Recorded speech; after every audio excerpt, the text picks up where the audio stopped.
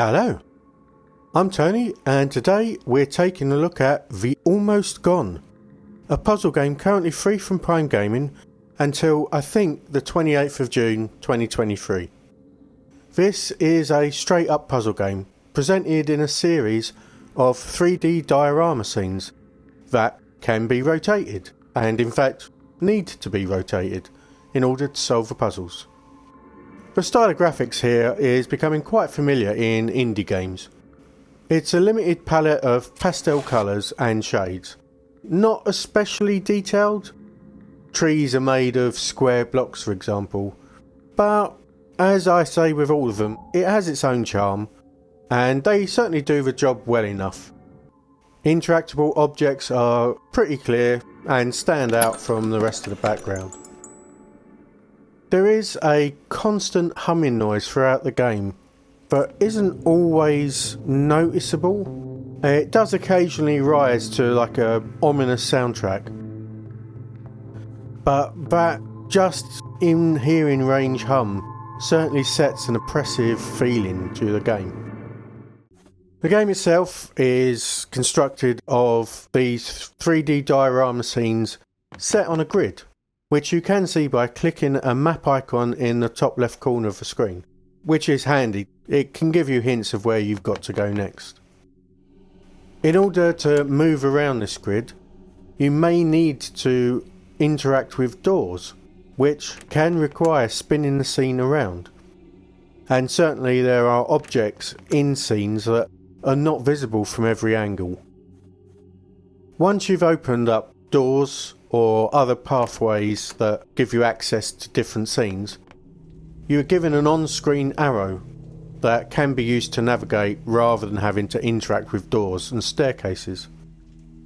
This makes travelling around the generally small areas much easier and is a welcome addition to the game. You do have the option of using the keyboard rather than the mouse to rotate the screen, which might be the better option, as I found the mouse to be a bit awkward to use sometimes. The puzzles were very satisfying to solve across the 5 levels of the game. The developers put just the right amount of clues in the game that it led me without too much issue to the answers, yet still made me feel clever when I worked it out.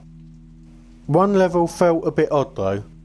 There was a puzzle that was basically a padlock with 4 numbers, and you had to solve puzzles around the areas in order to get those numbers, but I got 2 of them and thought I might as well just try to see if I can open them, and so I kind of just brute forced the other 2 answers, which felt like it bypassed quite a substantial amount of puzzle solving in that area.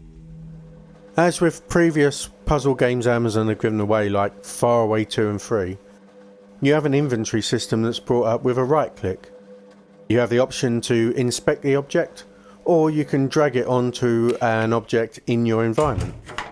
To make it easier though, in this 3D diorama world where things can be very small, any interactable objects are displayed in a separate window when you click on them in the main diorama. In these windows you can collect any items within that mini scene, and it's also where you can drag your inventory objects onto.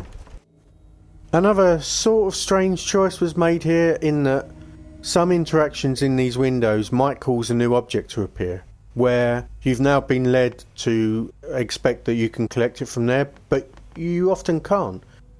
It often needs to be clicked on in the main diorama scene instead.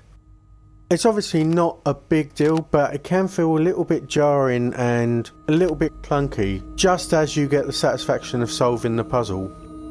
Depending on the angle you're viewing the diorama as well, that object might actually be hidden. Like I say, no big deal, but odd. The game is not very long at all. A full playthrough took me 3 hours, and that included a real brain fade moment, a moment that lasted about 20 minutes by the way, where I was searching for the last piece of a puzzle that was actually already in my inventory. I'd just not inspected an item properly.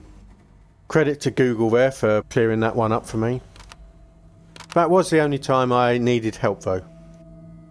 There is a warning at the beginning of the game, but lets you know it deals with sensitive topics that might be distressing to some players. I think that's because the story does seem to deal with traumatic events, depression and grief as far as I can tell. I'll be honest, I wasn't paying a huge amount of attention to the story. I was more focused on the puzzles. There are plenty of storytelling interactions throughout the game, so I did get the gist. You may want to concentrate a bit more if you're interested in those sort of themes. I really enjoyed this game. The puzzles are fun and were pitched just right for me. And at 3 hours, this wasn't a big commitment to finish. For puzzle game fans, this is a strong recommend from me. It was a very diverting and enjoyable 3 hours. Okay, that's all from me. Thanks for watching, and I'll talk to you soon. Goodbye.